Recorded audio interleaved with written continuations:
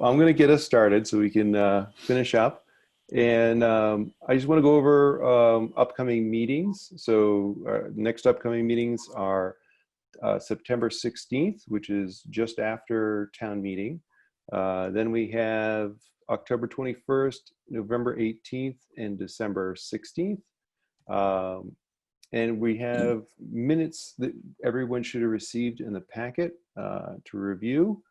I wanted to ask, so I believe, John, you found it difficult to do the 5 o'clock start time. Yeah, I've been recalled to work, unfortunately. So, um, yeah, I made arrangements to come early today, but it's I should be in the office till 5. It's difficult. Some days, yeah. So I think that's going to become a more common story as we go back to normal. With a quick show of hands, if we set the next meeting for 6 o'clock, does any board member find that too late or difficult? No? All right. So I'm going to set the start time for 6 to 8 o'clock instead of the previous 7 to 9. It's a little bit earlier, but we can't do our 4 to 6 anymore because people are going back to work. I'm going to go on to minutes. So we had an opportunity to review the minutes and read through them. Does anyone have any kind of changes they'd like to see made or edits? Seeing no hands. Does anyone want to make a motion to have the minutes approved? I'll move. Great. And a second? Mike, you want to give a second on the minutes? Oh, I can approve my own minutes? Sure. Okay. I thought they were outstanding minutes. What do you think, Juan? No, if that's okay, then certainly I would second it. All right. So all those in favor of approving the minutes? Oh, do I have to do a roll call because it's Zoom? I do. Again, they're shaking their heads. All right. So Warren, do you approve the minutes? Yes. Mike? Yes. Ruthie? I was not there, so I have to abstain. Okay. Courtney? I apologize. I didn't get to read them. I didn't see them come through somehow. So I'll abstain. Okay. Pam? I didn't read them either, so I'll abstain. John? I mean, I'm sure they're fine. Yeah. Now I'm being careful. All right. John? Yes. Okay. Well, we'll approve the minutes and we'll try to get through the packet next time. Yes.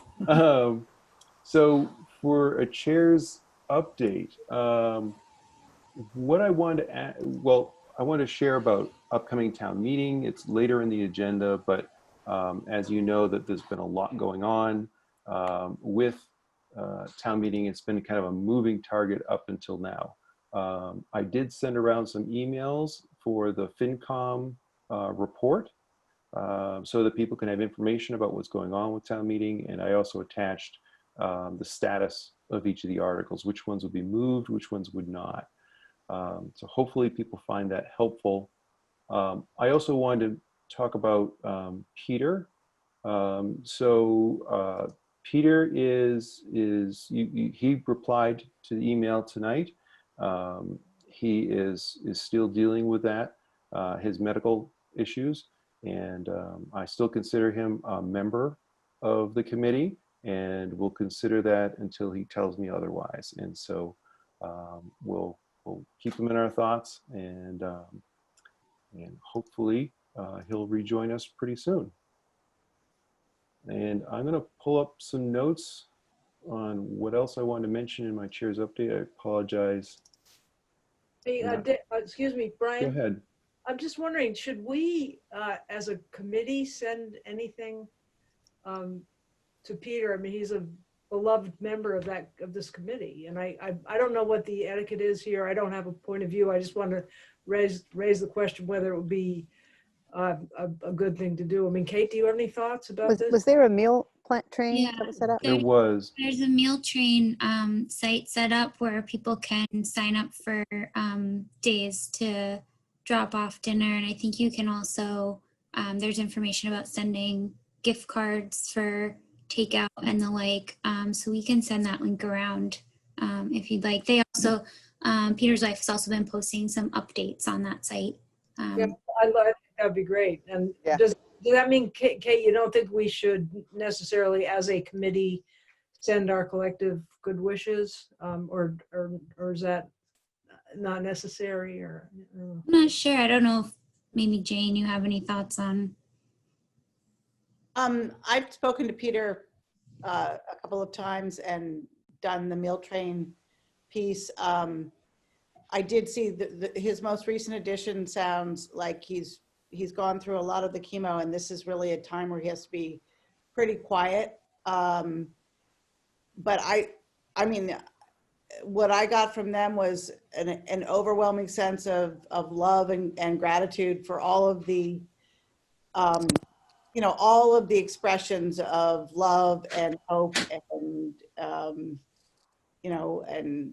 and best wishes from everybody. It's brain cancer. So, and he's battling it, but he's also, he's got his kids around him. And I wouldn't expect to hear from him directly necessarily, but I can't imagine anything this committee wanted to do would be anything other than, lovely and heartfelt. We could circulate like a digital card. That might be the easiest thing or practical thing for us to do. Yeah, I think we'll think of something and we'll follow up on an email chain, and I'll quarterback it because of open meeting law. So even if it's a card, I think I'll put out a message and you can all directly reply to me, and we'll figure out something to do for Peter.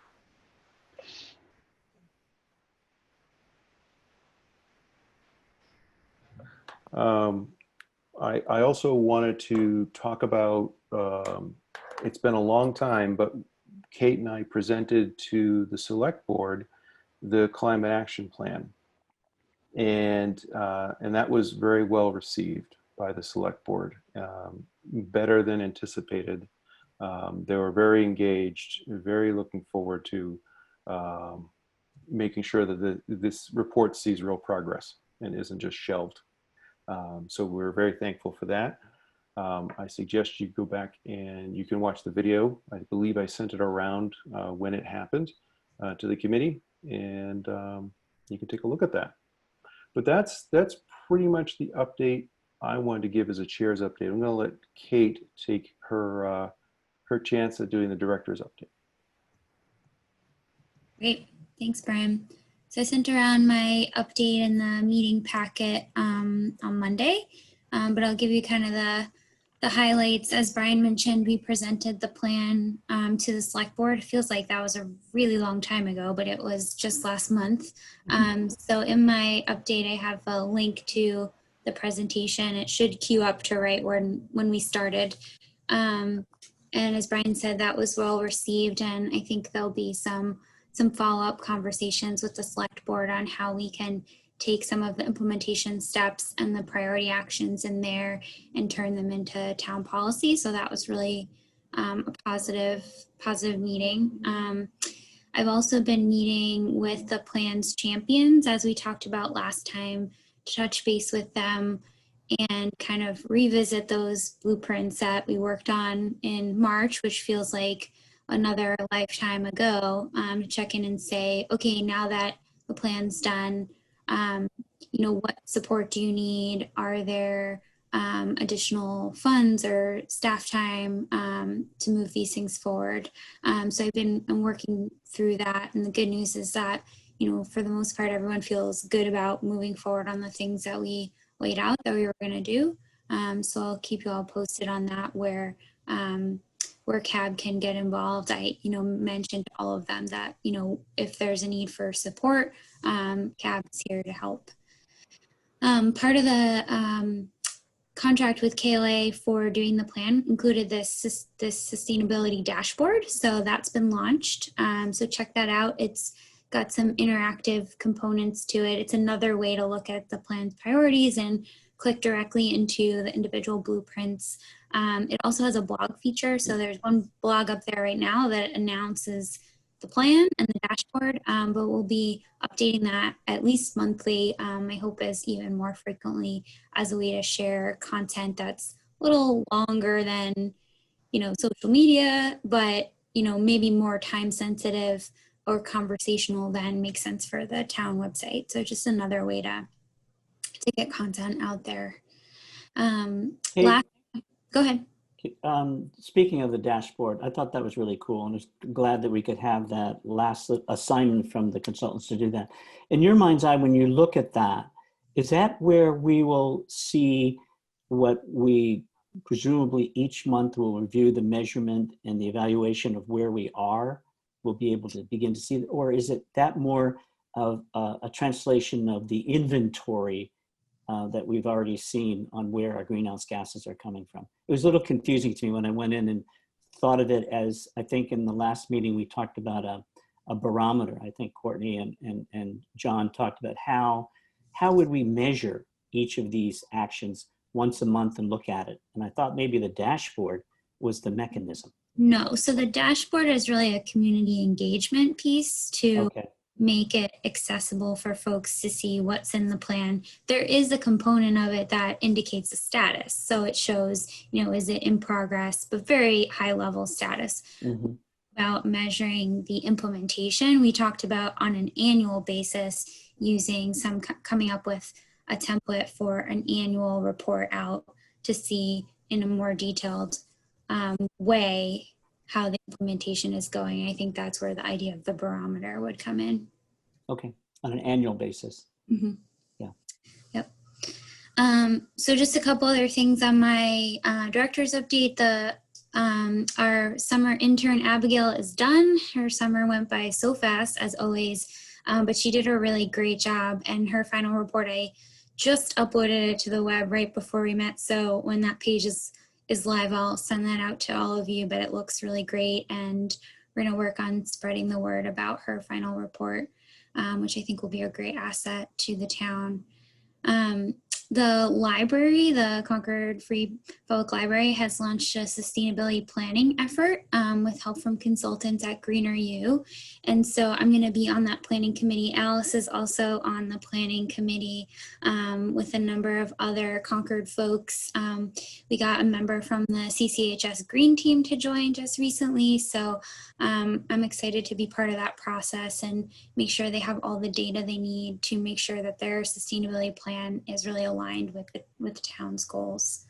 And I'm also similarly related to the library, but separate effort. The library is participating again in this Climate Preparedness Week, which is a national effort working with libraries to promote climate resilience, and takes place at the end of September. So last year we did some in-person events, but this year we'll do some virtual programming. So I'm helping them with that. And then 2 grants that I've been working on. One I just submitted for a META grant, the Municipal Energy Technical Assistance. This year they added a project type that would be a fleet electrification study. So that lined up perfectly with our climate action plan and one of Brian's articles for town meeting that's not being moved. So that seemed like a no-brainer. So I sent that off and hopefully we'll get that funding. And then due on Monday is a grant for an MAPC resiliency grant. We used this one last year for the Sustainable Landscaping Project. And this year they are offering even more money, which is great. So I'm working on an application for that, which would support outreach for water conservation.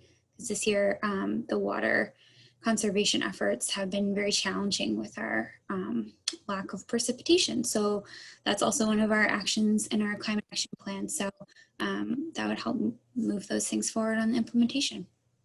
That's that. Thank you, Kate, for all the grant writing. I think at one of our previous meetings, we talked about how COVID had delayed the deadlines for all the grants that normally would be due. And we predicted that this last month that when that lifted and those timelines actually came through and all the normal timelines came through, that you'd be in grant hell. And Hasn't sounds been like, too bad. Just a couple this summer. yeah. You were looking for something to do, right? Oh yeah. Now I saw Warren raise his hand. Yeah, just when will you hear about the META grant? I'm not sure that they have a timeline for that. It was due last Thursday, so hopefully soon.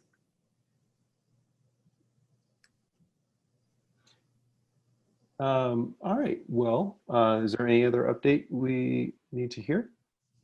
That's it for me. Great. Well, let's continue on with our agenda. We're about 10 minutes ahead, but Alice, would you like to lead the discussion of an Article 40 update for us and let us know where that effort to electrify buildings is? Oh, you're muted, Alice. That's for the benefit of all of you, that you don't have to listen to the dog. So Article 40 is not being moved this town meeting. On July 21st, the AG issued her decision on Brookline's bylaw.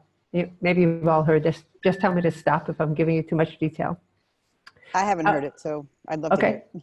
So our bylaw was somewhat modeled after Brookline's. It had some significant differences, but it was still modeled after Brookline's in that we were looking to restrict the installation of new fossil fuel infrastructure for just new buildings. The AG's decision, I think, was measured. The first comment that the AG made was that if she were permitted to base a determination on policy considerations, she would approve the bylaw. But unfortunately, that's not within their purview. And they have to look at case law, and they have to look at the regulatory framework that allows decisions to be made by localities on restricting fossil fuel. And she found that the bylaw is preempted by the state building code, which we knew because it looked like a state building code issue, the gas code, and also Department of Public Utilities that regulates the sale and distribution of natural gas in the Commonwealth. So we knew that these could be stumbling blocks, but if we are to achieve the state goals for net zero by 2050, we have to be able to start controlling the use of fossil fuels. So when this decision came out, I met with the select board, and we decided it would be foolish for us to go forward, especially when they're looking to streamline town meeting this year, with a discussion about Article 40, knowing that it would be only a voice of support of a policy initiative, but unable to be approved into any sort of law. So it was taken off the agenda, but not permanently. I hope we'll have some sort of approach to be able to come back to it at some point, so we're calling it postponed right now. So Article 40 will not be moved in September. That's a quick update. And is there, I know that next on our agenda is talking about the RMI effort, but aside from that, what efforts, how do you think it may return to town meeting? I mean, what discussions may be happening to make the policy idea go forward, but work within the legal framework? So I'm not sure we have an answer to that yet. So the first part of this, for those who were on the call last night with Tammy Govea, an amendment to the climate bill at the State House had an amendment that would have allowed communities in Massachusetts to regulate the installation of natural gas infrastructure. It would not preclude all the other interests as well, but it broadens the ability that communities could have their own regulations in their towns. That did not pass in this legislative cycle. So our work may be more at the state level in changing the laws themselves that have been largely influenced by the oil and gas industry over the years. So at a local level, this is where the project with RMI comes in. The Rocky Mountain Institute, I think, was engaged by the town of Brookline. And there are now in some 80 participants in what's building electrification accelerator. Represented by some 16 Massachusetts communities, I think, who were all interested in being able to control the expansion of fossil fuels in our communities. Tomorrow's meeting will be of great interest because we're looking at where local action can be made directly, and that may be in the area of our expanding our use of zoning regulations, where we can incentivize the construction of all electric buildings and using the power of the zoning ordinances to be able to do that. And tomorrow we'll be looking at those. Hopefully we'll have some model language. And if we don't have model language by tomorrow, hopefully we'll have it in the next few weeks to think about how we can move forward on zoning ordinances instead. Excellent. We're not giving up is the short answer. So that group, Kate is on that group. There's, who else is on the team? Gary is on the team. Pam Hill is on the team. I think that's everybody. Michael's not on the team, I think. I know we have some Mothers Up Front participants. Yeah. Are any of those members on the RMI effort? Laura, do you know, I can't recall the 5 members. It may be Hewan, if she's, that would be the only person who I would think would be on I think she turned it over to me. I think she didn't have the bandwidth working on the legislative front, but she might. She got us engaged with RMI, so I think she still gets all the emails. Do you know how RMI is being funded to do this work? Good question. I asked the same thing. I don't know if Brookline was able to raise funds, but RMI is acting as research and technical advisors to Massachusetts to help us do what we want to do. Great. And I'll be happy to share all the documentation, all the materials that I get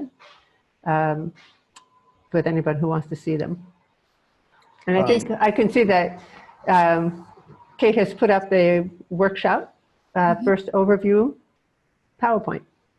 Yeah, so I just pulled up this slide because it kind of captured the high level of what this building accelerator program is all about. So as Al said, I've joined the group. I haven't been to any of the workshops yet, but I'll be at the one tomorrow where we'll be digging into legal pathways. And I think it will be really helpful. So I wanted to add this to the agenda for CAB because in the climate action plan, the action that CAB is listed as a champion for is exactly this, is developing policies for new buildings. So, you know, as I see it, the RMI accelerator is really focused on exactly that as well, and helping us figure out what can we do legally to influence new buildings. And so I wanted to share this with the group and pose a question for, you know, and Alice, you may have thoughts on this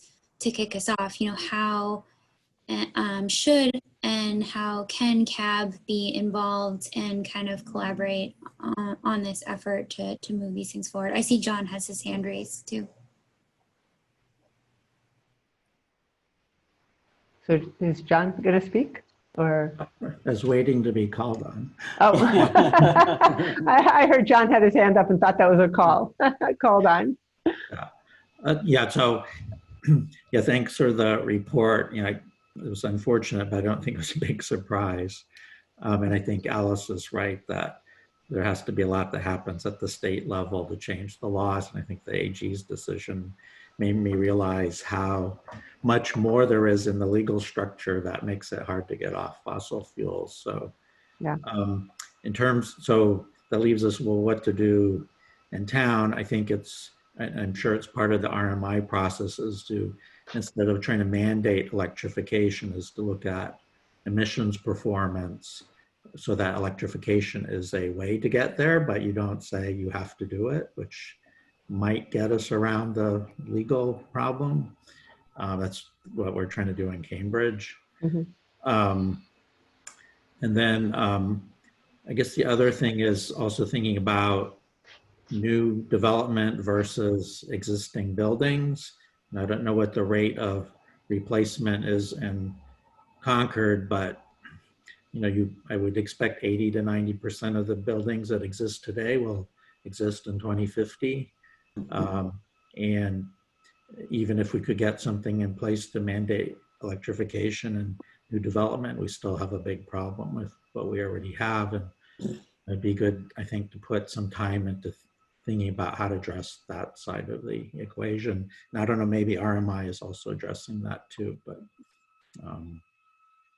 so we should keep a running list of all the things that we want to ask RMI to do for us. I've asked them to do, each community that's been invited to attend this accelerator workshop is given a coach, which is sort of a misnomer for the responsibility that this person has. She, for us, serves as an intermediary between us, the other communities, and RMI. And so I did ask specifically about how we might develop performance-based building design as an option, and have them look at whether that comes in conflict with the state building code, or how we can do that with outside the state building code purview, which was the problem that we first ran into. So those are the kind of questions that we can have our RMI research for us and help advise on the strategy that'll help us to get to where we want to be. Yeah. I mean, and in Cambridge, we're trying to add the requirement to our building energy use disclosure ordinance. So it's a non-zoning ordinance. So, that would be another option. I mean, we're only applying it to the larger buildings because the larger buildings account for most of our energy use. Zoning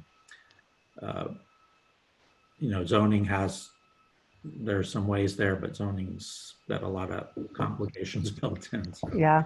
But so if they could look at both zoning and non-zoning, it would be good. I will bring that up tomorrow.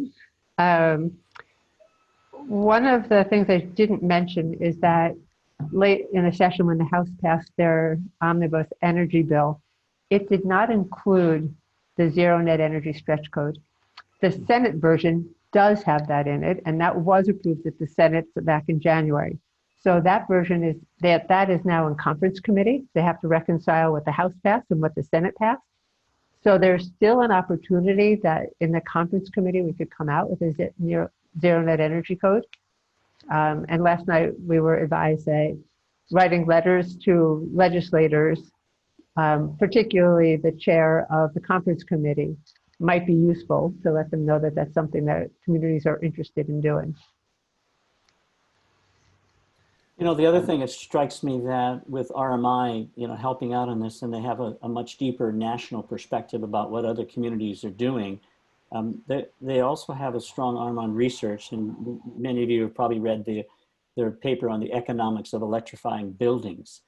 It may be an opportunity to start thinking about how we can, influence the marketplace with builders by making it very attractive to begin to think about electrifying buildings. And I think we're all disappointed that we don't have a bylaw, we don't have an article, or we don't have an ordinance that would bring this about very, very quickly, because time isn't, in our favor.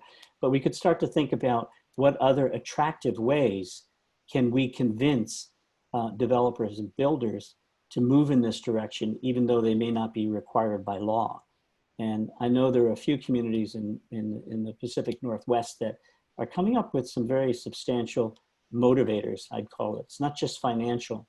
It's things like offering a developer a 6 months closer permitting process. So in other words, if you electrify this building, we're going to move you through the permitting process far more quickly, and other kinds of benefits like that. So it could be an opportunity for us to begin to think about other ways to move this market and use this pause, right, effectively.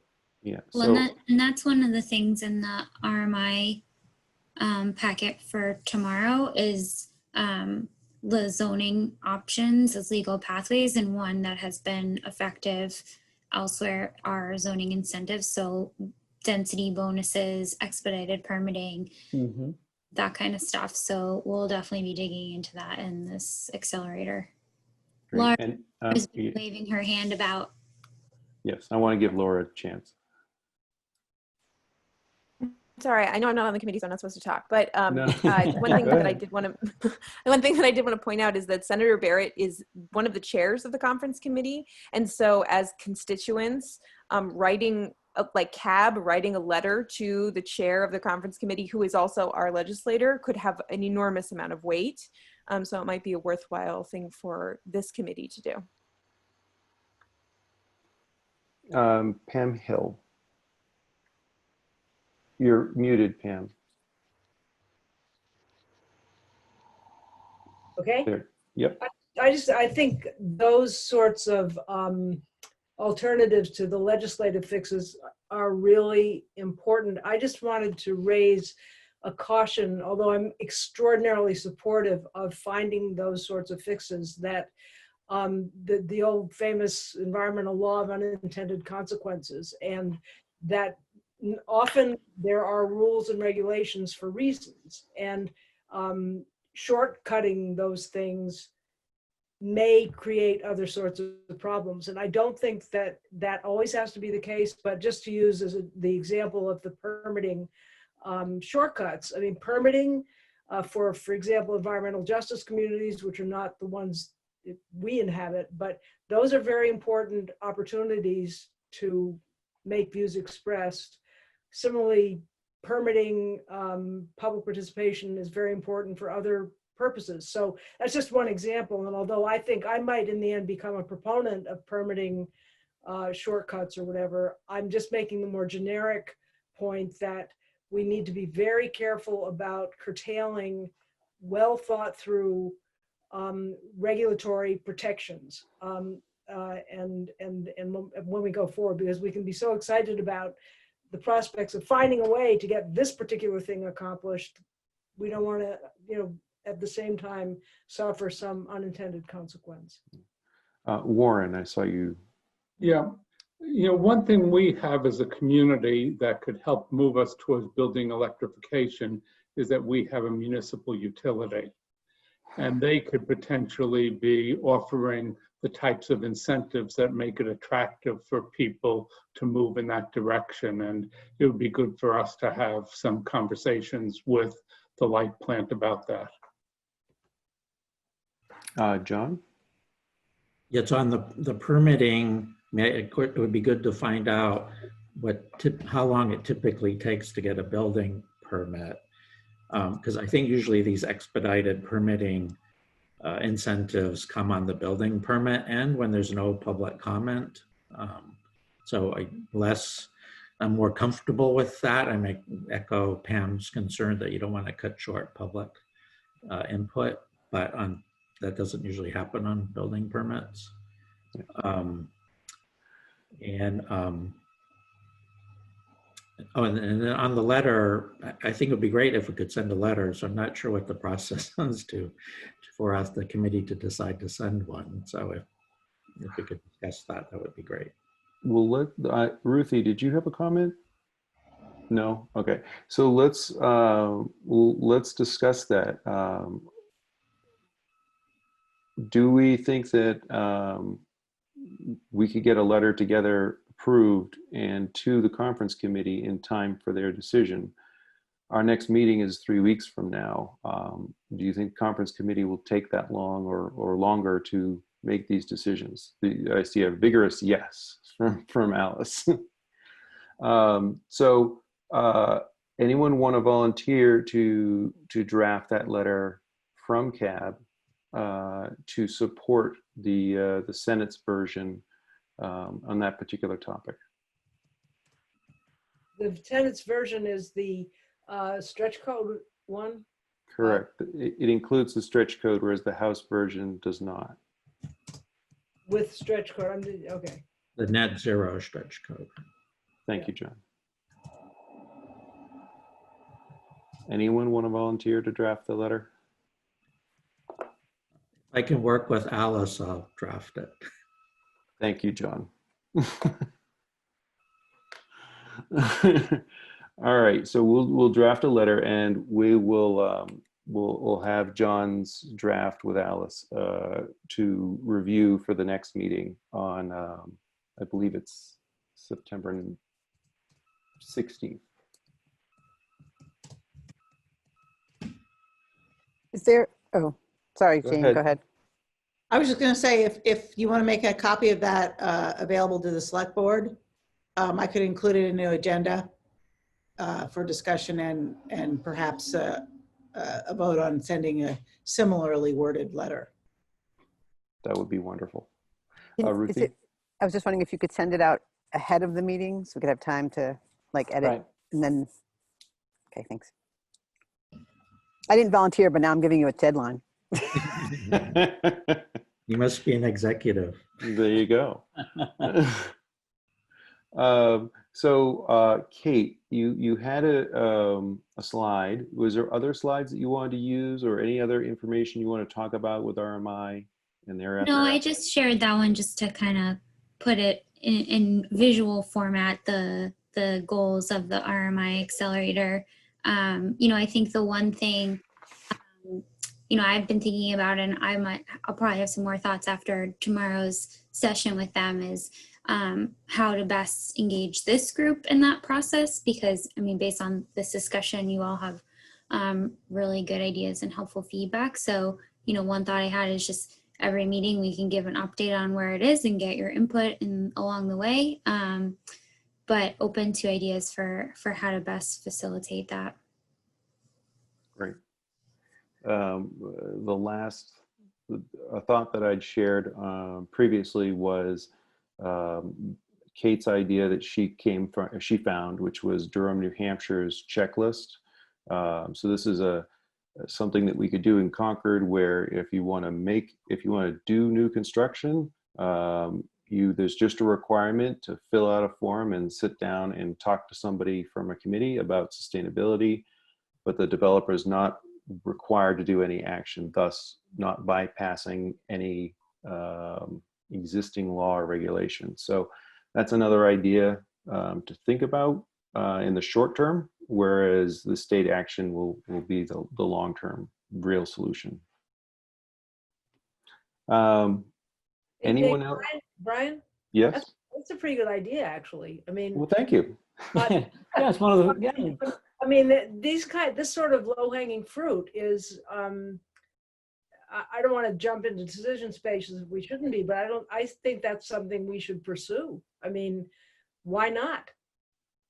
I will, I'll find my previous email and resend it to the committee. Ooh, it's already in there. Can I say something?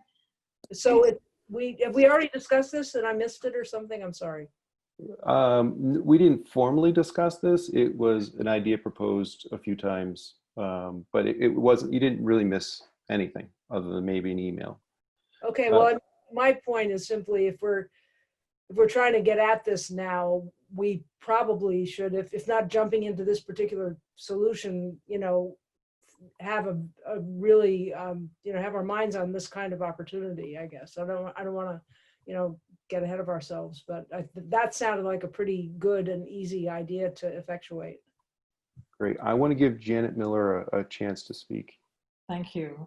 I just wanted to say that Durham worksheet is actually on the agenda for CSEC's meeting tomorrow. So wonderful.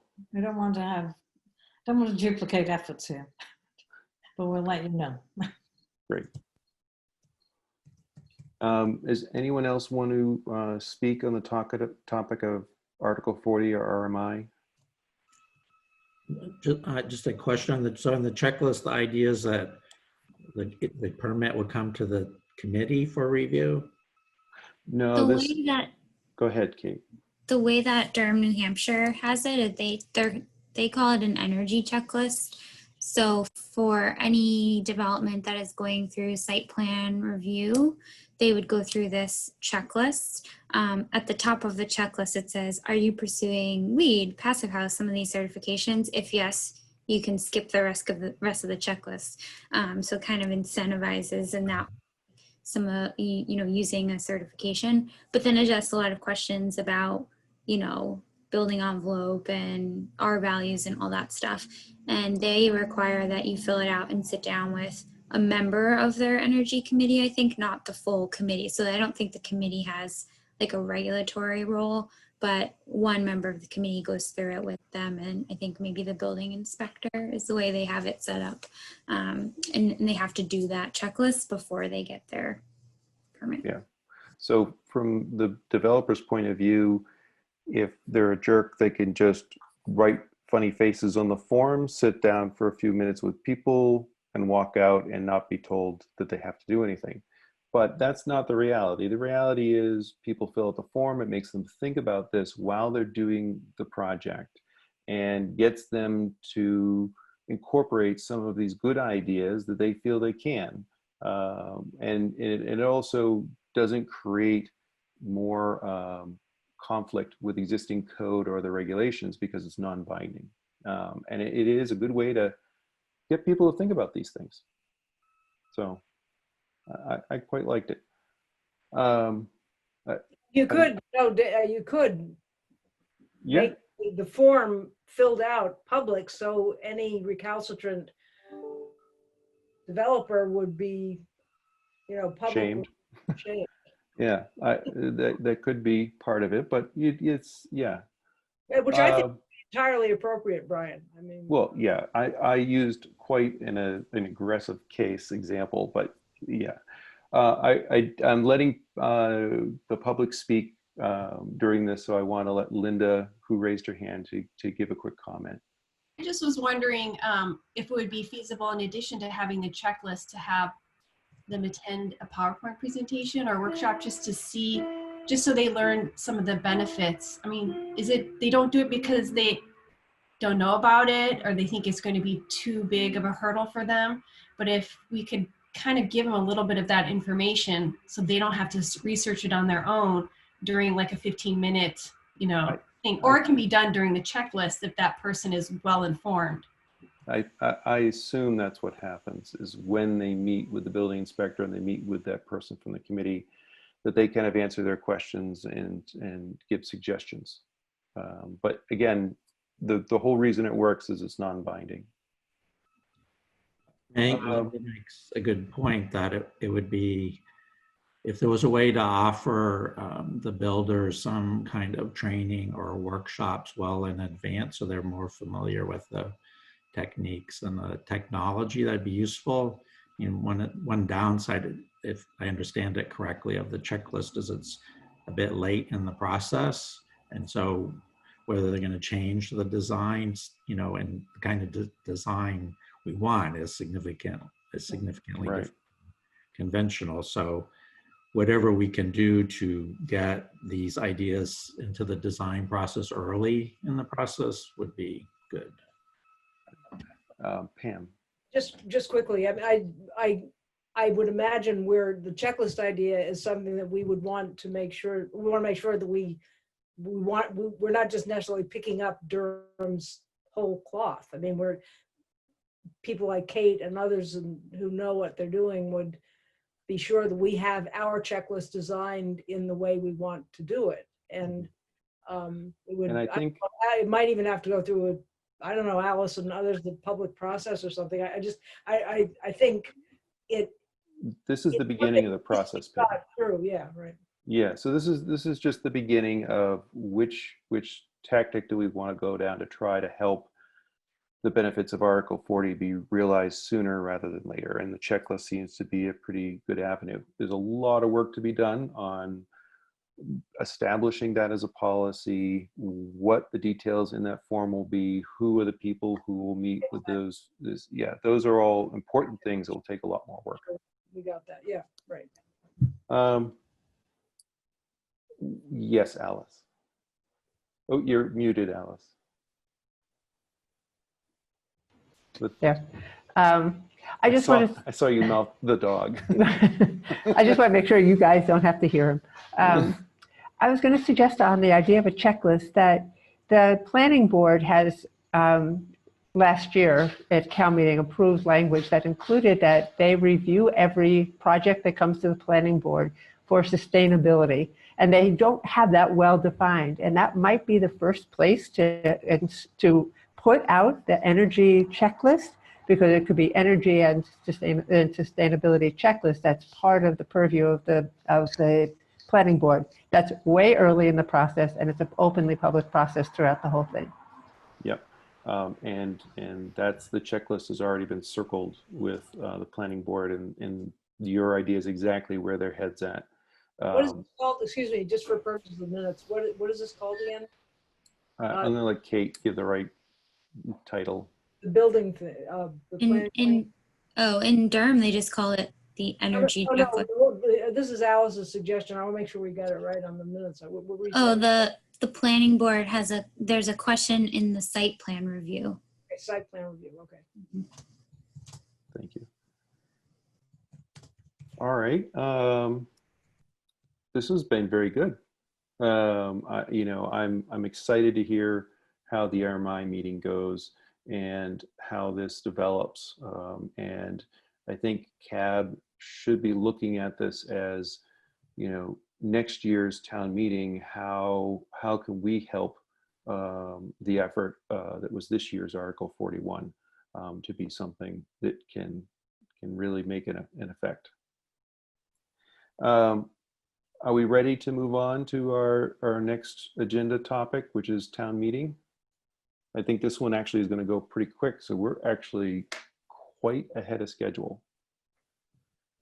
So town meeting is coming up on the 13th of September. FinCom has published its report deep within the website. I sent that link out so people could find it more easily. In there is this nice little list in their report of the status of the different articles, the much longer consent calendar, what has been postponed, and the 16 articles that will be deliberated in the upcoming meeting. And I don't think, other than maybe Article 30, that this group would not have any firm position on any of these articles.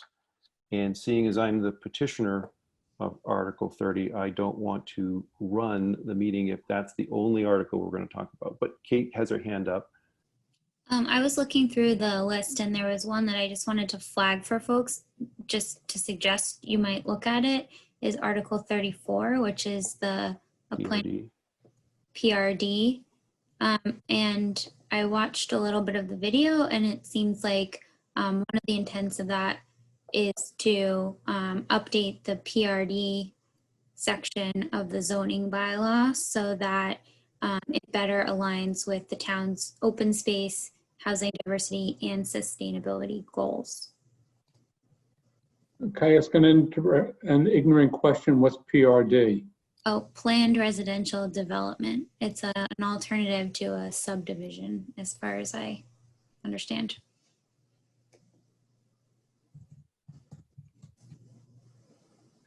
Because I remember that Matt Johnson was talking about this article, and he was saying that this was in an effort to make it more in line with our sustainability principles. As the climate board in town, we should probably support those kind of efforts. I unfortunately have not really dug into the changes discussed, other than that's the extent of my understanding of this from the planning board. I have not watched Article 34 since I think it was presented back in February. So I would need a refresher to do a good discussion on it. Does anyone else know about Article 34 and feel they can speak to it? Yeah,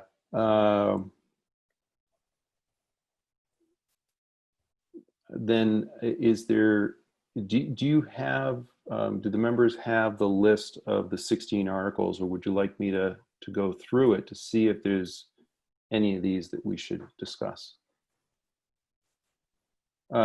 Jane? In terms of Article 34, we have not discussed our write-ups as a select board yet, but the select board is in support of Article 34.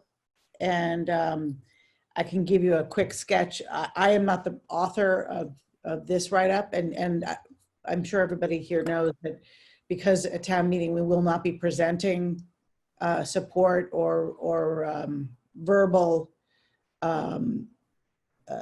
presentations on any of the articles. All of this is going to be done in written format and be available ahead of town meeting and then also at town meeting.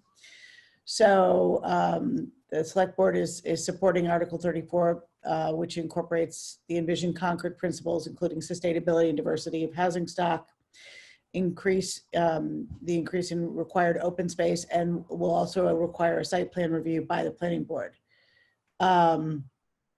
So the recommendation that the granting authority be changed from the Zoning Board of Appeals to the Planning Board has been removed from this article. And the Planning Board believes that more discussion needs to take place on this point before it can be considered for incorporation on Article 34. That's sort of the general background. We recommend affirmative action.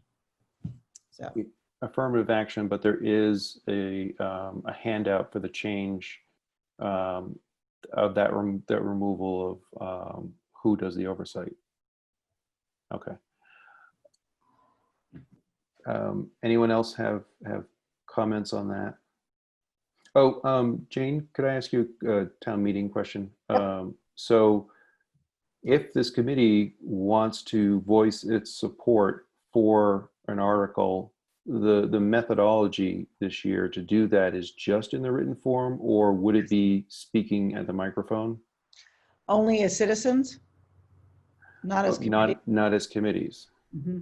So if the committee wants to be recorded as having a position on something, either affirmative action or no action, or wants to make a statement, that needs to be communicated to Carmen. Okay. And I believe the publishing date is pretty quick here, so that should be, maybe you and Kate could put your head together on that quickly.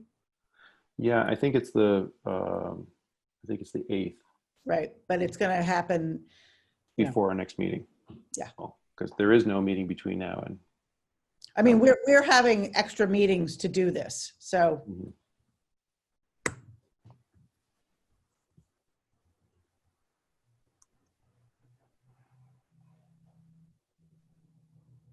Just making myself a quick note. What was that? Sorry, the dog started to bark. Life with puppies, yes. Even when they're 2. You can, it's not on your agenda today, but you might consider how important it is to you as a committee to be recorded, and in which case you might have to, pull together another meeting fairly quickly. Thank you. So show of hands from members, this Article 34, aligning the PRD bylaw, which has support, this change is trying to reflect the sustainability values in town. Do we want to make some statement of support for this article in a written form? Just a show of hands in general, not exactly what it is, but that we want to do something to voice our support.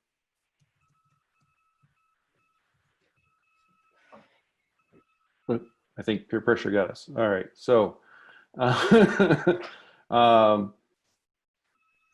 would it be appropriate to allow me as chair to write something simple that voices the committee's support for aligning our the fact that this article works to align how we regulate PRDs with our values of sustainability. Just a simple high-level statement of support for that concept. Pam? Yeah, I really don't want to weigh in myself because I have not studied this. I think there's a lot of stuff in the weeds on this sort of thing. And I personally don't feel that I should engage because I have not thought about it. So I will. Do you feel the committee should not engage? I think the committee can engage. If the committee has a, cranium on it, and I don't personally have one. Yeah, I think what I'm asking for is not a deep dive on this one, but to say we support the intent of working to align how we regulate town with our values of sustainability. Yeah, I would support that. It seems like it would be good to specifically mention the new plan. Okay.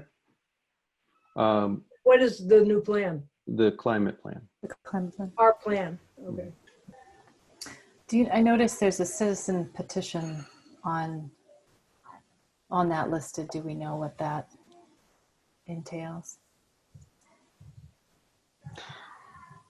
I do not know what the citizen petition. Which one? The 41? PRD, the bylaw. I'm speaking to that at town meeting. So if it helps, I can give you guys shed some light on it. But if it doesn't, well, I'd like to start with just confirming with a show of hands that you'd support me drafting something to go into the handout that simply voices this committee's support for the fact that this Article 34 addresses our sustainability values in how we operate the town. Do you have some support on that comment being given? Great. And I will put that down as something I will do. Now let's go on to, I think maybe, it was...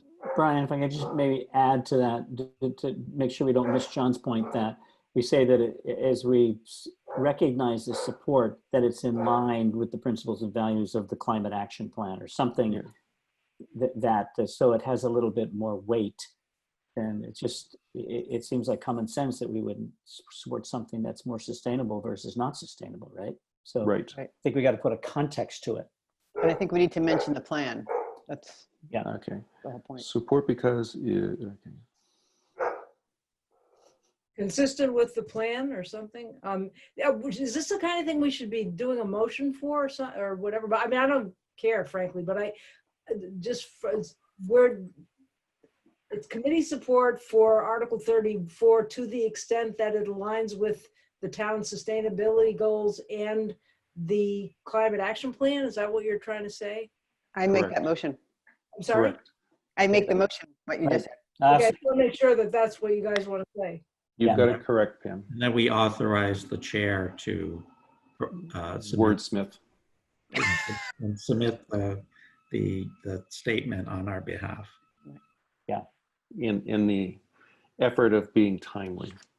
Okay. Now going on to Courtney had mentioned, I believe you were referring to Article 41, which was a citizen's petition on-site notice of PRD apps, or was it the? It looked like 41 and 42, but I wasn't sure how they related. Go ahead, Jane. 41 and 42, the select board decided to, or voted affirmative action, and they're both, one is about the physical signage that would be enhanced on the site and nearby a PRD application starting at its special permit moment for transparency. It's a public notice set of articles. The other is physical location and where that sign went. There are two sections of the bylaw that are being, the sign bylaw that are being proposed to be amended purely from the perspective of communication to the abutting and neighborhoods or those who notice it, that there is a special permit application going forward for a planned residential development. So it's in line with, you know, transparency and communication.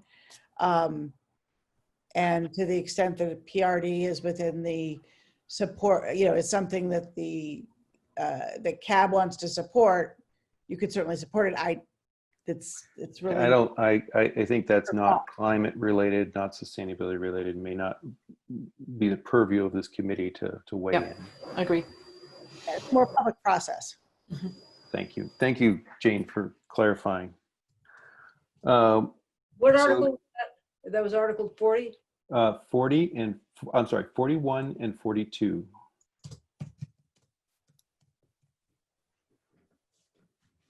And previously, this committee has voiced support for Article 30.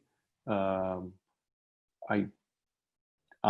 need to make sure that I don't run any meeting at this point. So I'd like to, if you don't mind, Kate, do you mind running this part of the discussion? Would that be appropriate? I think it would be better if it was a committee. Any But committee I'm happy member? to run the meeting for the Thank next you, Ruthie. article or issue.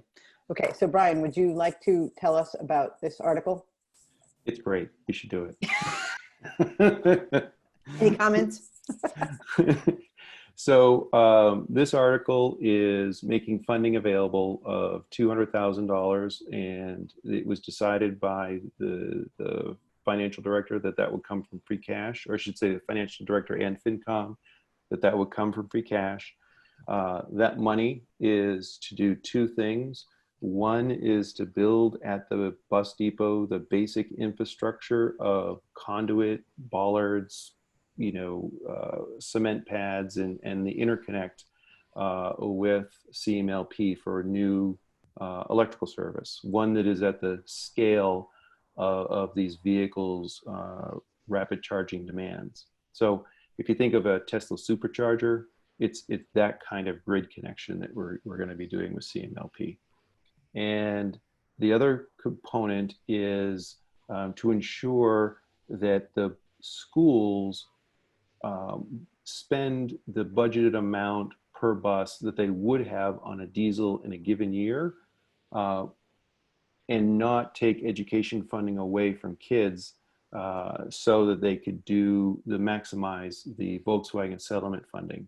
The problem here is that we can get an 80% match on one school bus, and thus putting in for the Volkswagen grant for one bus, we will get 300 grand to lower that price, and that will be less on the year one budget than a diesel would have been. But when we apply for two school buses, the program is capped by Mass DEP at $500,000.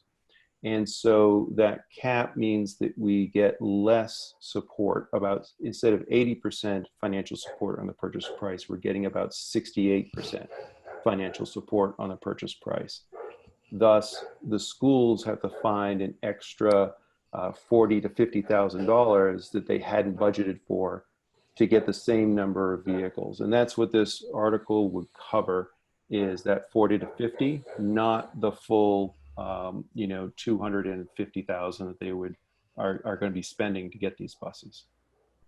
So that's the two big components. I spent an hour and a half with FinCom and got their support on doing this initiative. I also have the support of the Select Board, the Light Board, a CSEX meeting tomorrow, and I'm expected to get their support. So it's generally viewed as a long-term good health option, sustainability option, and financial option. But there's some basic infrastructure that is needed, and there's some caps made by the programs that support these buses that are some hiccups along the way. And that's what this is to address. Great, thank you. Any questions or comments? Yes. Pam?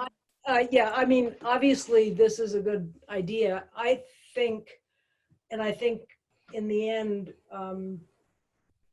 it makes some sense. I think it is not the best way to do business, though, to, in a boutique-y kind of way, solve things, as opposed to looking at, opportunity cost for other sort of greenhouse gas reduction activities the town could fund, or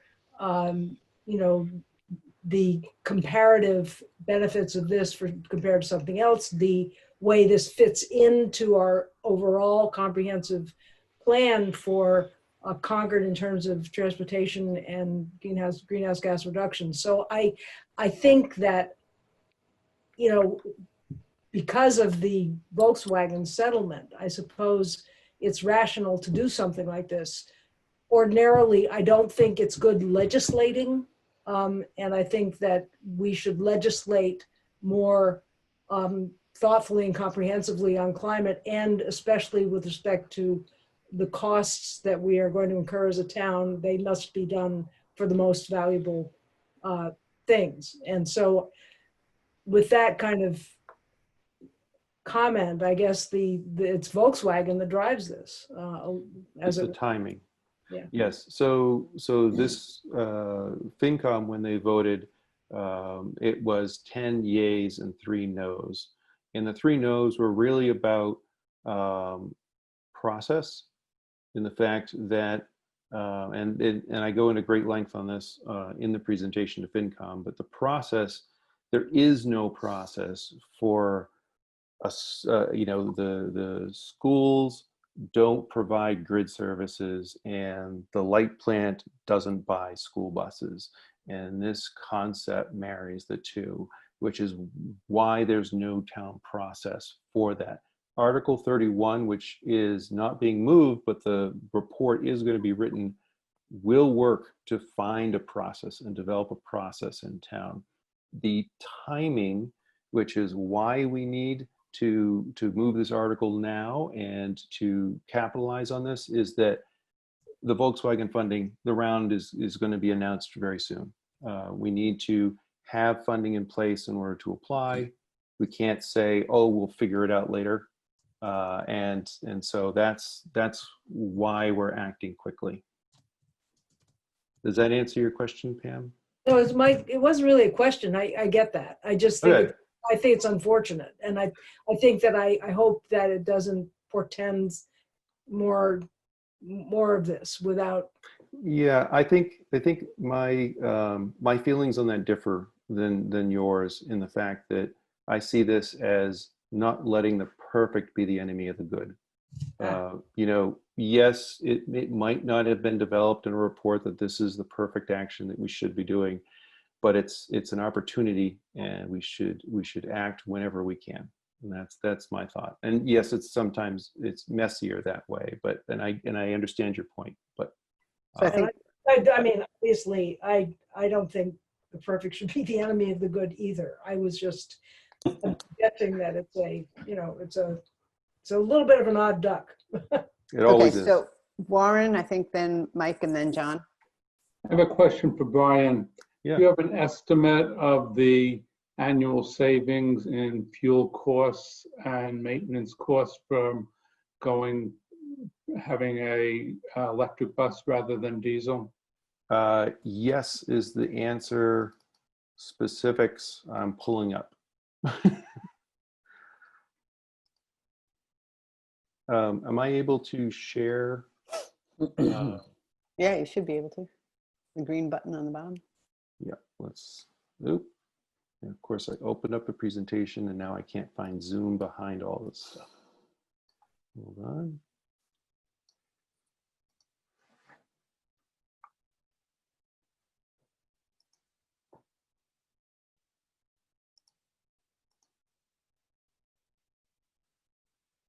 All right, let's see.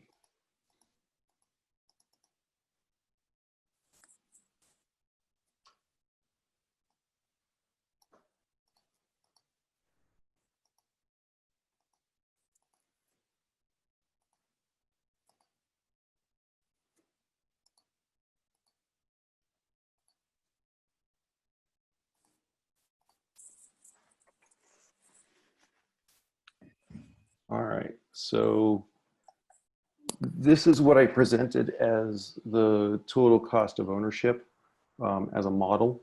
So you can see here maintenance costs with a diesel bus over a 12-year life cycle. They spend around 130,000, almost 140,000 on maintaining that vehicle. And then with an electric bus, it's expected to be about $80,000. And with fueling costs, they're not dramatically lower, but they are definitely lower. And more importantly to the school budgeting process is that the volatility found in diesel fuel is non-existent with electricity. Electricity rates are very stable, whereas crude prices can go up and down with the market. Does that answer your question? Yeah, what's the time frame for those numbers? 12 years. 12 years, okay. And this is with doing one school bus, and this is doing 2 school buses. So you can see here that the percentages change. So 2 school buses doing vehicle to grid services reduces costs about 66% compared to diesel buses. One of those doing grid services reduces it by about half. And if I go back, getting that higher incentive per bus does lower by about down 4/5 of the expenses reduced when you do grid services with one bus. But again, you're buying one bus instead of 2. So that the better value is actually the 2 buses, because you would be buying a diesel as well, because you do need to make sure you maintain service levels. Warren, does that answer your question? Yeah, All right. thank you. Great. Sure. Mike? Brian, I'm surprised in your chart you didn't also put out the extraordinary difference in the emissions. Particularly, I did. Right down the bottom. No, I saw it, but I mean, pointing out as a benefit. Anyway, I had two comments. One is that I was happy to see the FinCom support this, because it made clearly it's just such economic sense. Why would we not do this? My larger thinking around this is that we keep looking for transformation as long as someone else pays for it. So it's a case where if we could be somehow thinking how we can get the school committee to begin to think about their accountability, responsibility to running the school is an integrated approach where it includes, of course, educational programming, but also a healthy bus for children. So I think this made all the sense in the world, but we should also think in a larger way of how are we going to move the needle much more dramatically. That's one thing. And then the other, just to close, is how do we also get the municipal light plant being fully prepared and behind this in a strong way? I was happy to hear that they are supporting this as well. The economics are there. But this could be the directional change that we're looking for, right? That we have 2 buses and we're looking for changing the fleet, and we have 10 years to do it. The process isn't clear. So, well, I think what I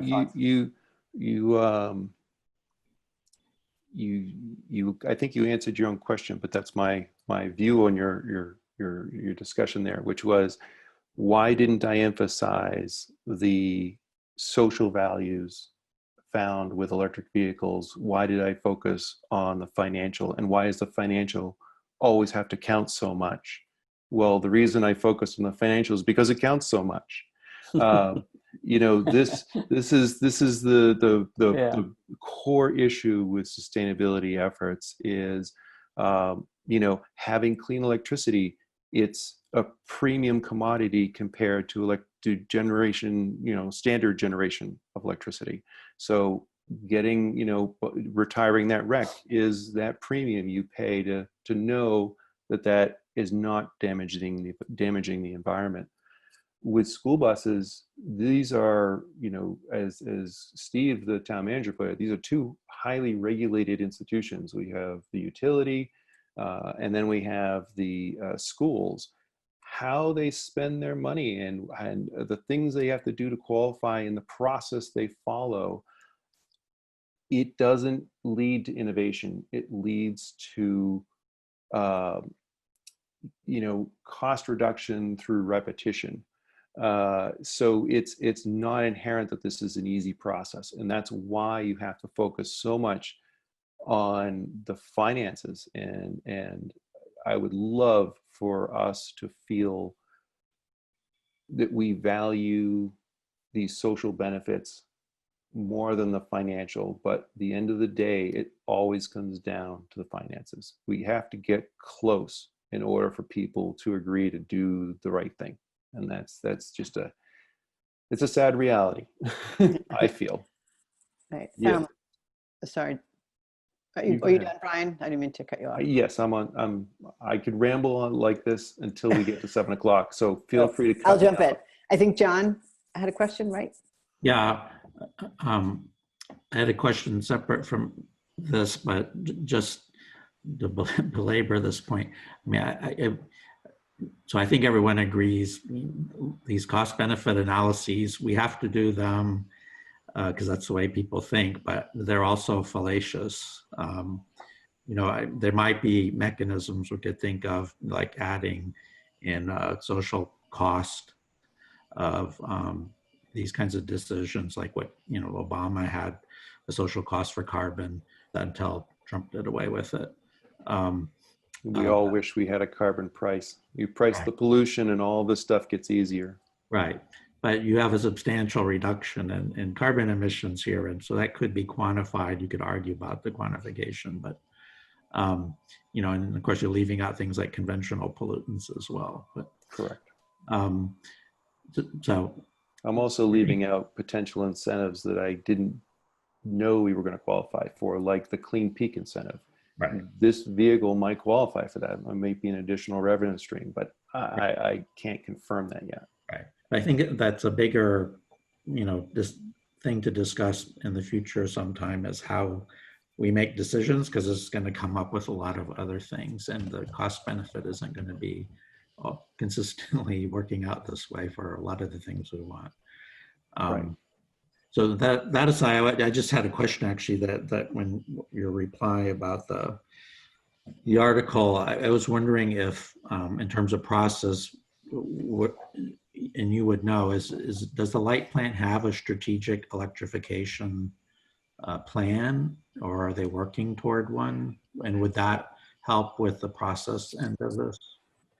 So they have a modernization plan, a strategic plan for how they're going to develop their business model to address some of these concerns and be able to offer the services people will need in the future.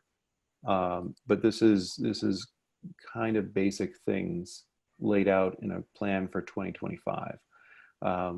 These are the light plant's over 100 years old. It's a lagger institution, and it is, the town owns it, but it's not. You can't write a town meeting article that tells the light plant how to operate or how to do anything. You have to urge them or suggest that they do these things. And that makes things difficult. They're very insulated because of their age from being forced to modernize.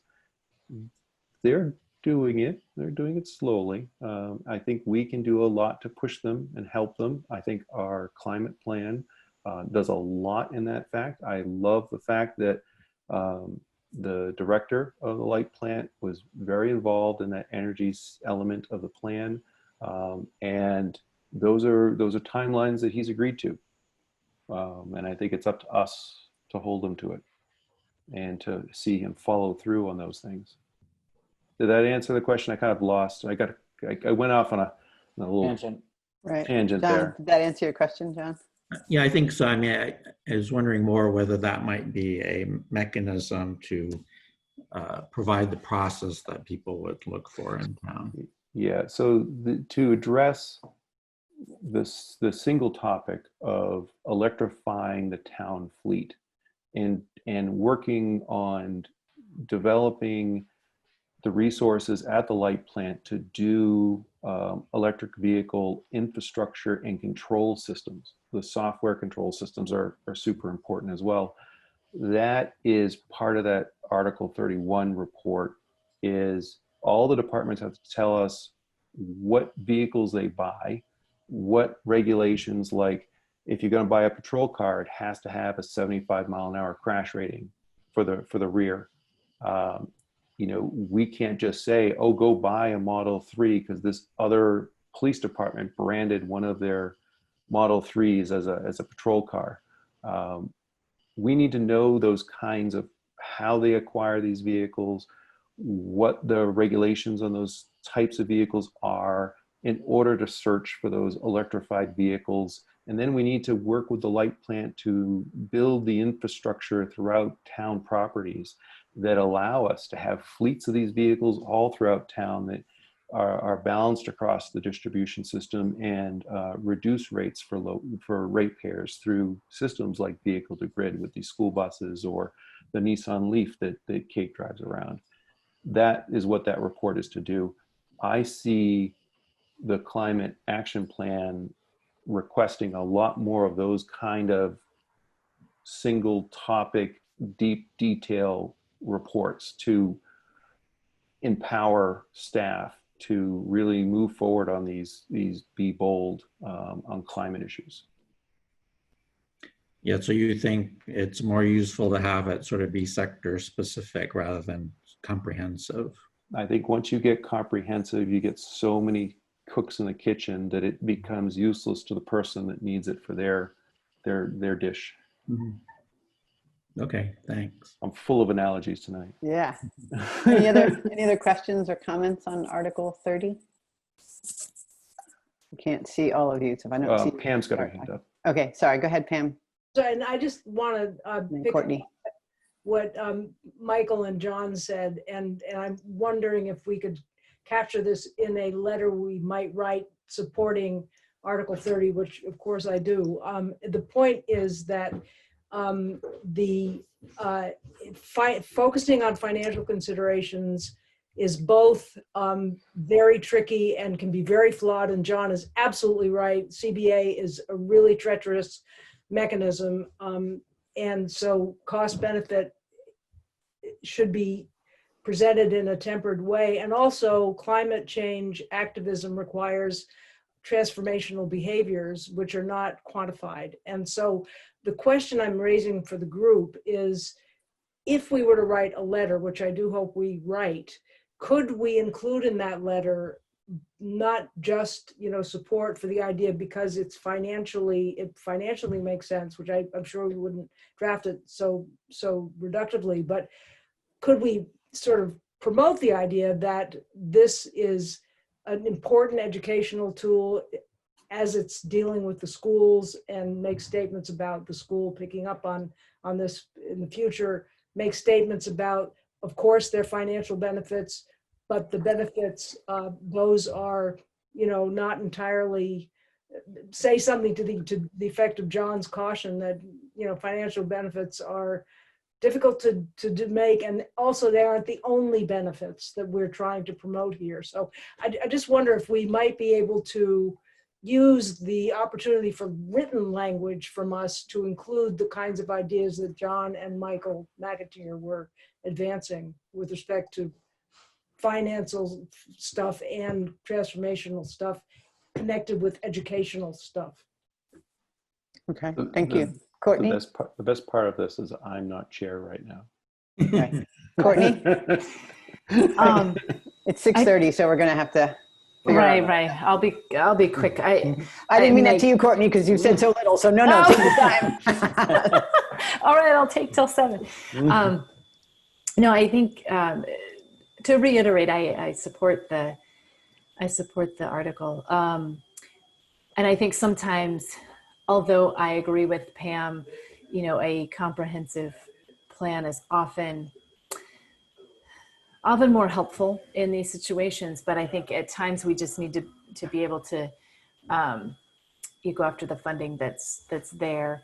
Maybe not ideal, but sometimes the timing doesn't match up. So, but I'm wondering, and I don't know if this is, it's kind of beyond Article 30, related to decision making. And I think, Brian, you presented a very compelling argument in the costs, and that's often what we come down to.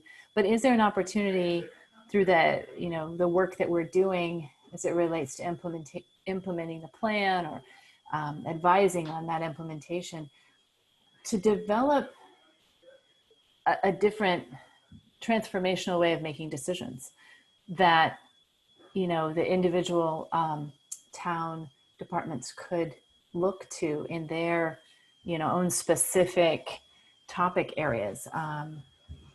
Because I do agree, Brian, sometimes it can't be a broad look. It has to be very specific. But is there an opportunity that we have here to develop a framework? And I'll just, refer to something like LEAD or Envision as something we use in the infrastructure sector. Though those aren't perfect, but they do offer a framework for making decisions that aren't just based on economics. And bringing in some of those social and environmental climate aspects in a way that we've not seen. So years ago. Wait, so hang on, Brian. So I just want to pull this back in. So are there any more comments or questions about Article 30? I think we should make a motion and figure out what we're going to do, and then I'll yield the chair back to Brian, and we can talk more about, Oh, how we please don't. Yep. Oh, don't. So I'm sorry, I can't see all of you at once. So if I you see Warren's hands up. Warren, okay, please. Yeah, I'm a little hesitant to load too much onto our action on this article. Let's leave aside the fact that Brian's on the committee and pretend for a second he isn't. This article is on there because there was a citizen petition. Our only choices, we only have two choices. Should the town support this or not support this? Given that those are the only two choices, I think we should submit a letter saying, on balance, the town should support this. And there are good sustainability and good economic reasons for doing it. And I wouldn't load up our discussion's been very interesting, and we should find ways to bring up these broader discussions. But our message to the town should be, you and the town can either vote this up or vote this down, and you should vote it up. So to move this along, do you want to make a motion and then we can talk about that very specific letter? Yeah, I vote that this committee should submit a letter supporting this article and stating that we support it because it's in keeping with the town sustainability plans and that there are also economic reasons for doing it as well. Okay, so is there a second, and then we can discuss that particular motion? Second. Okay, so we have a second. Great. So thoughts or comments on that particular motion about a letter that supports the article, and because it's in keeping with the climate action plan and also is financially, what was the word, solvent, credible? Makes sense? Feasible. Alice and Jane both have their hand up. I don't know if you can. Okay. I can't, I'm sorry. I'm only seeing you like on the side. So Alice first and then Jane. Thanks. Hi there, thank you. I support a vote in support of clean buses, but I have two questions. I don't see in the language in this article that anyone will be accountable for quantifying the V2G aspect of the purchase. And I'm wondering whether that's inherent in the article and whether somebody's actually, we're going to see, we have to admit that this is a pilot and we're going to be testing whether there's a beneficial outcome that we're expecting. So is somebody going to be tracking both the greenhouse gas emissions from the vehicles over time And on the VTG capacity, are we getting what we thought we'd be getting? And is it a benefit to the light plant? So Alice, I'm going to jump in and say, I think those are good questions, but is that something you want to add to the letter, or that's a comment in general on Article 30? It's a comment in general on the article, not to add to the letter. Let's hold that comment, because I think there's like lots more to discuss. Okay. But so Jane, do you want to comment or thought about the motion? I was just going to offer that the select board is voted affirmative action on this. I'm writing our comments. Our comments are going to get vetted tomorrow morning. I'm happy to share our comments I can share my draft with the committee tonight, or perhaps better, the final piece tomorrow. Great, I think sharing with us would be great. Yeah. Other thoughts or comments on this motion? Oh, just on the motion. Just on the motion. Just on the motion. Alice? It's a quick question or comment. I understand there may be an amendment from the floor at town meeting on this article. And I'm just wondering if you are able to think ahead to your comment about whether you would support an amendment to the article. I don't know what the amendment is. I believe the amendment may seek $50,000 now and delay $150,000 on the infrastructure to another date. Yeah, and my answer to that would be. I know your answer. Okay. Well, but the motion, I don't think should presume the amendment, because we don't know it. So are you asking the motion to include a comment about delay? So I'm just asking if you have a comment that is presented in advance of hearing an amendment from the floor, what would you do with your support of the article or the support of the amendment? The conversation in town meeting goes to the amendment. Okay, so I'm asking again, are you asking the motion on the floor to respond to a potential amendment in our motion right now? It's to be aware that there may be an amendment from the floor that will impact a decision you make now on the article that you would be writing or supporting. Right. Okay. You know, how would you feel if this is a 2-year process as opposed to an immediate process? So can someone say what the process is to address an amendment from the floor if committees aren't going to be speaking? Good question. So I think Jane could probably help us, but I think the question is, do we want to, in this motion, think about the fact that someone might put an amendment to delay this? And do we want in our motion to say, if someone proposes this delay, we say no, or, you know, if it needs to be delayed, I mean, in better words than this, but like, we support this and it should go right away as soon as it could, or we support this, letting the amendment that might happen go out there. So I think that's the question. Warren, do you want to? Yeah, my inclination would be to not get into this. Mm-hmm. We don't know whether this amendment is going to be proposed. We don't know what the arguments for and against it are going to be. And it's hard for me to see that if we put language in our letter trying to address that's going to carry the day one way or the other in terms of what the town does on the amendments. So I think our letter should just be more general and more focus on what we know, which is here's a motion, here's an article before the town. We think it's a good idea. We encourage the town to support it. Okay. Brian, you had your hand up? Just to let you know, if an amendment asks to reduce this by 150,000, we would be accepting buses that we would not be able to fuel. Okay, so I'm going to look one more round for, do you have comments on this motion?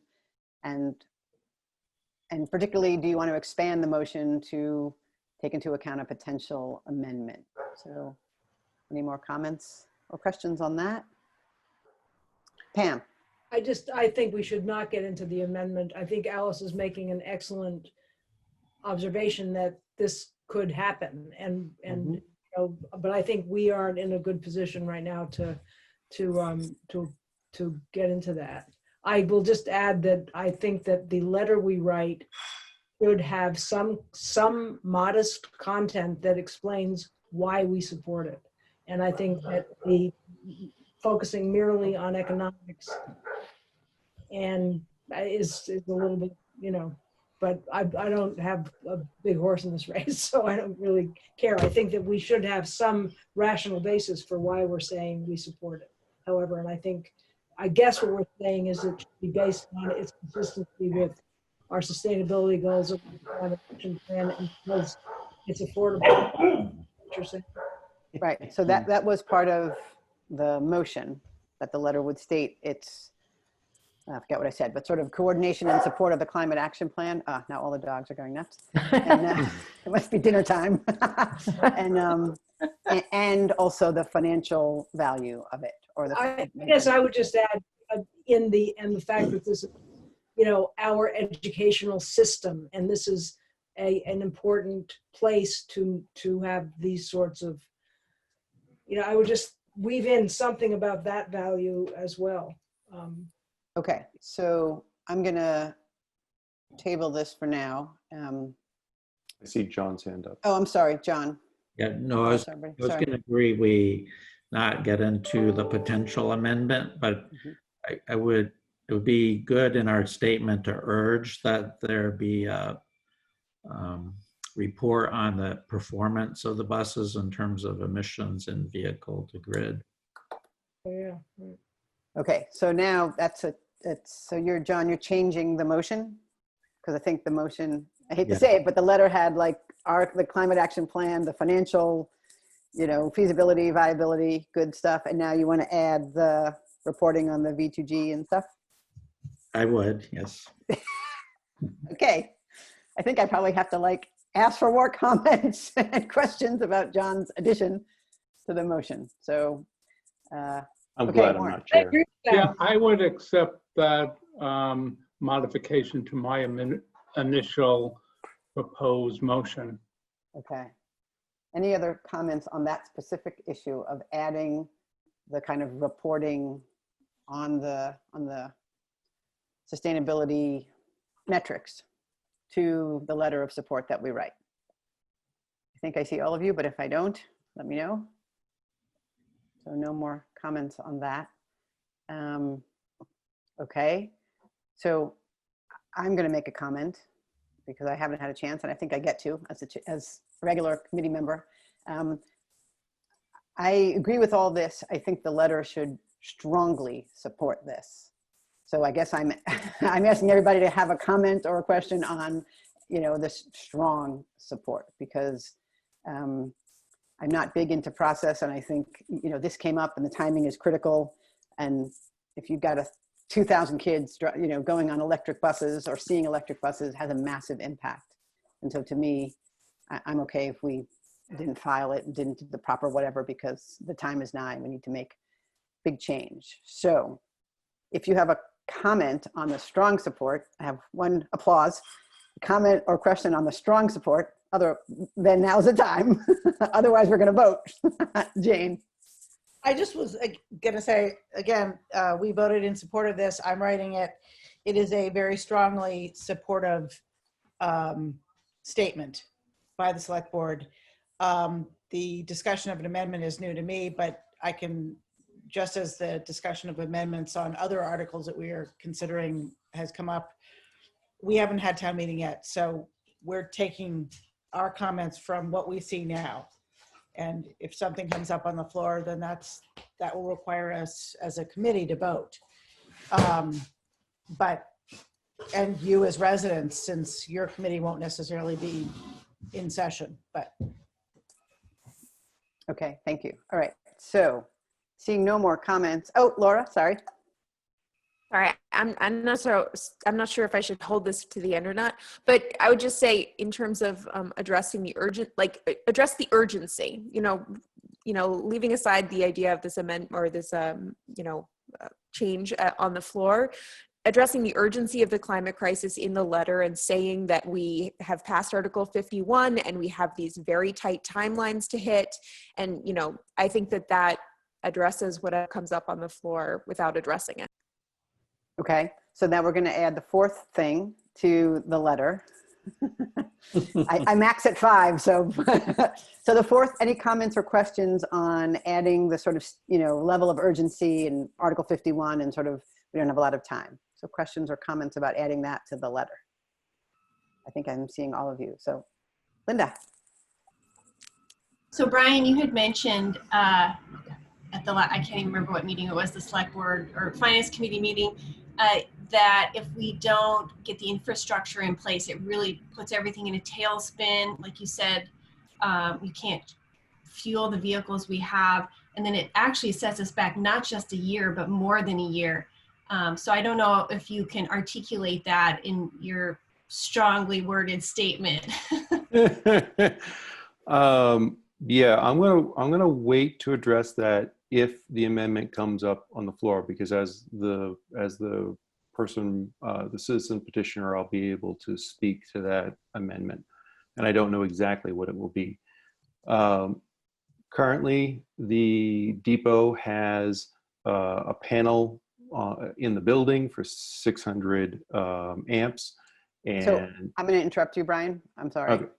Because Go I ahead. want to get a vote on the 4 changes, which at this point, I think there's no more comments or questions on any of the changes, right? So I'm going to close the conversation. So we have a motion. We need a second for the motion. For the purposes of the minutes and for my vote, what is the motion? So Warren, was it your, no, I forgot already who made it in the beginning. You're on mute. And the 4 points. Right. The 4 points, yeah. Okay, so, but who made the initial? Yeah, I made the initial motion, and I'll modify it with these other comments, that this committee produce a letter that supports this article and argues that it is in keeping with our sustainability goals. It also makes good financial sense for the town. It is important because of its potential educational impact. It's important because timely action is needed to meet our climate goals, and that we hope that because this is an initial pilot step, that measures be put into place to measure the economic and environmental performance of the buses once they're purchased. I'm going to just make one modification, which was we strongly support in the very beginning. I'm fine with that. Okay, so could I make one other suggestion? I don't think you should. I'm not sure you can. Okay. I'm not sure you can. We've done it. All right. As the drafter of the minutes, keeping with the sustainability goals, did we mention keeping with the climate action goals? Sustainability goals of, I think we mentioned Article 51. So let me just say one thing, that someone's going to draft this letter. And I think what we're talking about is the spirit of the letter. And the drafting person will be able to put in all those particulars like Article 51, our climate action plan, and that kind of thing. I just want to make sure it's sustainability 51, educational impact, timely action needed because it's a pilot measures that are can measure the greenhouse gas outcomes, and right. strong and with a strong tone, right? Right, strong support. Okay, so we need a second for this absolutely brilliant and well thought out motion. All right, Pam. So now I need to call the roll, right? So Pam? Yes. Support? Yes. Courtney? Support. Michael? Support. Warren? Yes. John? Yes. Myself, yes. Did I get everybody? Okay. All right, so it's all in favor. Hallelujah. Brian, it's back to you. Oh, good. So I don't know exactly what you can see here, but John, when you asked for reporting, this is what was done back in 2016.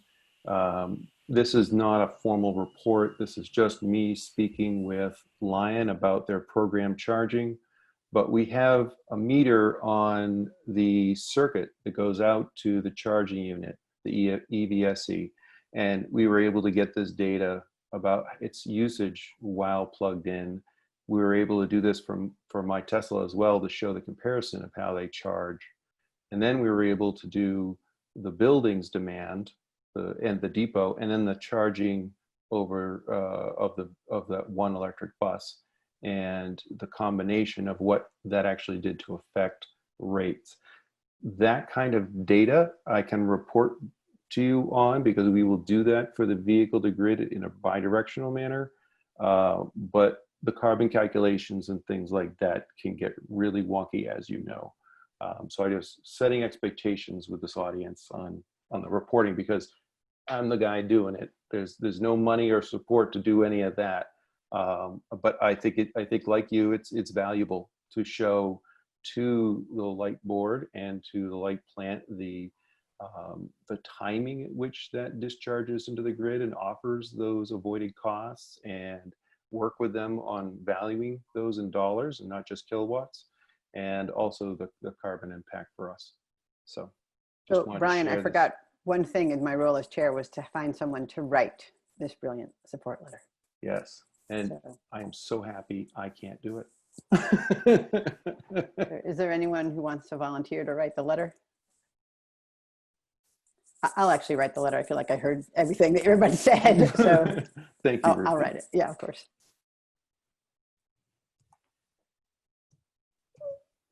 That data would be great, Brian. So okay, good. I have that one bus. I've got years of telematic data and smart meter data, but I have to manually pull the smart meter data, so I have to work with the light plant. But I want to go back to Linda's comment real quick about the amendment, because if there was an effort to amend my article to reduce the value by 150,000 with the assumption that it can be postponed, that's an incorrect assumption. And I know where that's coming from. If you watch the FinCom meeting, you'll see who is probably going to lead such an effort. That is a misunderstanding of the application process under the Volkswagen settlement, as well as it's a lack of understanding about the existing infrastructure and the needs for that infrastructure. So that 150,000 has to be spent to just be able to do either a fourth bus as just a charging it, or to do any vehicle to grid services with any of the buses. So that's why that money is needed now. And without it, we could end up with 2 buses unable to be fueled that we paid for sitting idle doing nothing. And presumably they deteriorate if they're not getting used. It's not a good thing. And it really, that infrastructure should have been built when the depot was built, but it wasn't, because and that's why I had that slide up with the diesel filling station. Because again, when you do this cost analysis, some of the assumptions are bad as well. Whenever we look at the cost of buying a diesel bus, we never put in the cost of fueling infrastructure, because we assume it was done when the depot was constructed. I mean, they spent $200,000, $300,000 to put in that fueling station, but when the operations budget buy buses, they don't have to pay for that. But with an electric vehicle, you buy a charger for each bus. Thus, you're buying your fueling infrastructure as you go, and that's part of the trouble with those calculations, is you always find yourself on the back foot on some of these assumptions. So we're getting close to. We spent a lot of time on a very, very small item that makes all the common sense in the world. All right, it was a rookie chair mistake. No, I think you did great, Ruthie. It's terrific process, Ruthie.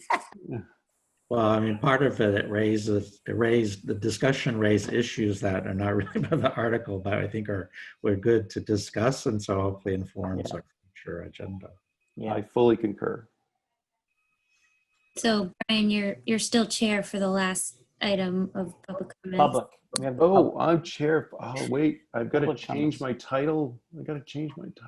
All right, we are done with that. I am now back to being chair and running the meeting. So thank you for your support of that article, and thank you, Ruthie, for doing the effort of pulling that letter together or doing whatever is needed to voice support from this committee.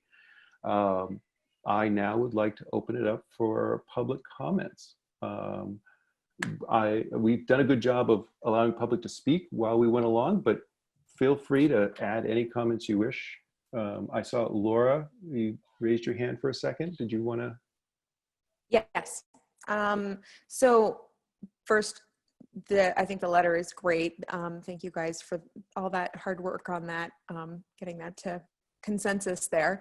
I wanted to just offer that Mothers Out Front as an organization, as a statewide organization, has written a very comprehensive letter to the committee, the conference committee that's reconciling that Senate and House bill that hits on a lot of points that weren't discussed here tonight, beyond the net zero stretch code, which is actually separate from the things that Mothers Out Front is concerned with in this bill. One of the major concerns that Mothers Out Front is focused on is environmental justice. So I just wanted to offer to send a more comprehensive letter about this reconciling process to this committee and to the select board if they were interested in looking at that, hitting on some of the other amendments that are sort of in play here as we come to, finalizing a big plan. So that was just my comment. If that was of interest, or I guess it's a question. Is it of interest? Would you like me to send you a letter? Could Laura send it to? I would love it. I think we should have it. That'd be great. If you send me an email, Laura, I'll forward it to the committee, and then John can follow up with you for any comments to draft that for our next meeting. As a select board, I would love to see it. Great. Other public comments? Alice or Linda or Janet? That's a no. Great. Well, a motion to adjourn. So moved. So moved. All right. Can I have a raise of hands? I think we have a unanimous. Thank you all. All right. Nice job. Bye. Good to see you all. Bye. Everyone. Bye, everybody.